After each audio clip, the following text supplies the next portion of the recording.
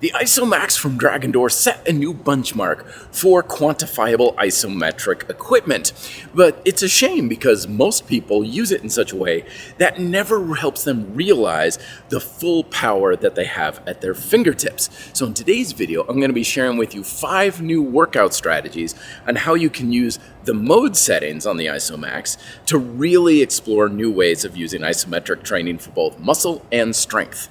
Now, like most people, when the IsoMax or the Isochain, when it was first released, was all about visual feedback. It gives you quantifiable metrics so that you know how much force you have. So I thought that the way to use it was you do your exercise and you're looking at the numbers to know how much force you're producing.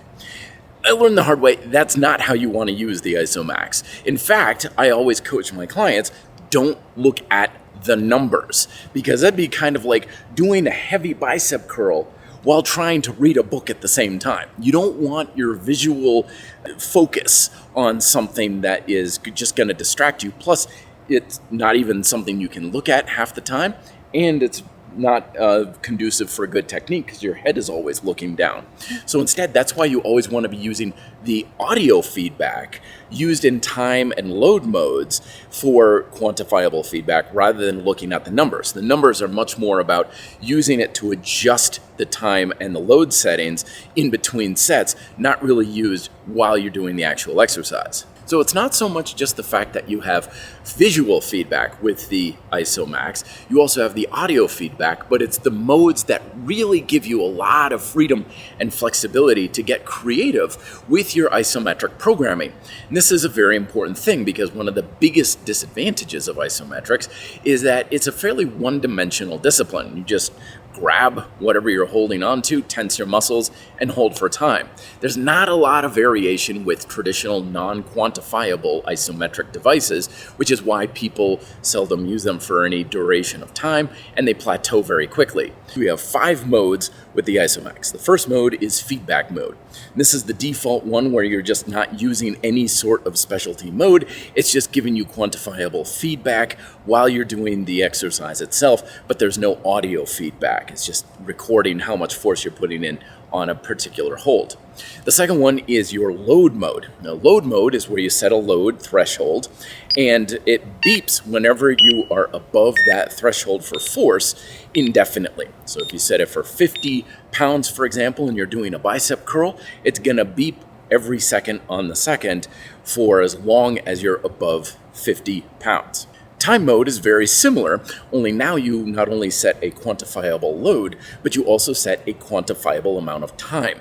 So if you set it for 50 pounds and you're doing a bicep curl for 15 seconds, it will give you 15 beeps with the last beep being a long continuous beep. Now, the thing to remember, though, about time mode is that it will beep for you as long as you're at or above 50 pounds, but if you drop below 50 pounds and then bring it back up, the timer starts all the way from 0. The other 2 modes are max mode. This is accessed after your hold. You just simply push the max button, and that shows you the max amount of force that you had during the hold, and average, which is the average amount that you use during the hold. Now, the typical way to use the IsoMax is to have either time or load mode, and you use it kind of like a standard barbell, where you set a load, and then you have a time, either you set in time mode, or you're doing a certain amount in your head, like, okay, I'm gonna hold a bicep curl for 15 seconds. So then you do your exercise, you get the beeps, and you count off for 15, or you do it for 15. And this is the equivalent of just doing reps with a given weight, and it works pretty well. But you can do so much more beyond just that. One option is to use what I call a max hold test. So what you're gonna do is you're gonna have 3 holds in a part of a warm-up in feedback mode. And at each one, you're just going to get a max reading. So you're going to hold a bicep curl, for example, and then you're going to hold it for about 5 seconds. And you do that 3 times, you get a max for each one, and then you take the average of that. And so you get an average amount of what your proverbial max is. Then what you do is you program that into your load mode, and then your goal is to effectively just get 1 beep at that max. So you're just trying to see if you can get over that threshold at all. This is really effective for just brute strength, and if you're trying to get to a higher level of force output. If you can reliably get above that threshold, add a few more pounds, and keep going to the point where that max is set at something that takes a real effort for you to get a single beep at. The second workout that I like to do is a max time at a high load. And this is similar to doing dynamic exercise for as many reps as you can get, and you're trying to get more repetitions. Only instead of using reps, you're using time. So in this case, you'll use a moderate to high load in load mode. So it's not quite as high as you would for a max test. And then you're just trying to get as many beeps continuously as you can at that level. So if we're doing a bicep curl and we set it for 60 pounds and you're able to get it for 7 beeps before you lose it, then your goal is to get it for 8 beeps and then 9 beeps and then 10 beeps. So you're effectively adding time at a fairly high threshold. And then for progress, if you're looking at a threshold, let's say you can get it for 10 beeps, then you add a couple pounds and you start the process over with double progression. The third workout strategy is very helpful for deload weeks and for if you're using isometrics as a bit of a therapeutic method for improving tension control throughout the body. And this is just improving the average that you have in feedback mode. This means that you don't have a set amount of load that you're going after, and you're not using a set amount of time either. You're just simply setting it in feedback mode. You hold for a good amount of time, whatever you feel can be a good effort for you before your amount of force starts to drop off, and then you check your average. And then you're looking to increase your average over time with a flexible amount of how much force you're putting into the bar and how long you're having it for, which gives you more adaptability, but you're still getting a quantifiable feedback on whether or not you're getting stronger.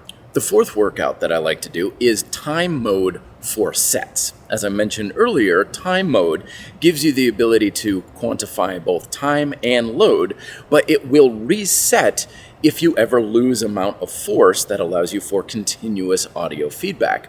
So the goal here is to set a moderate to high level of load and a definitive amount of time, say 10 seconds in this case.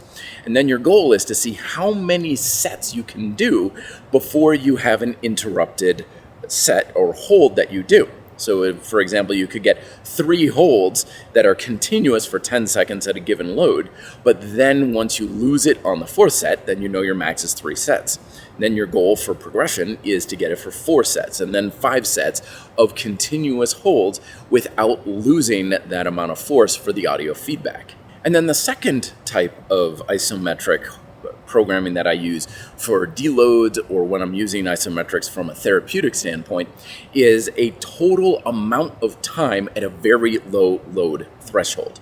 This is ideal for improving tension control, for dealing with any sort of aches and pains or muscle imbalances. It's also really good for some stamina. So for this, you're going to use it in time mode for a long period of time, for a minute, 90 seconds. I've even seen some people do this for 2 or even 3 minutes. So you're going to use it in time mode, so that way you get a good, easy way to quantify your amount of time without having to watch a clock or count off seconds.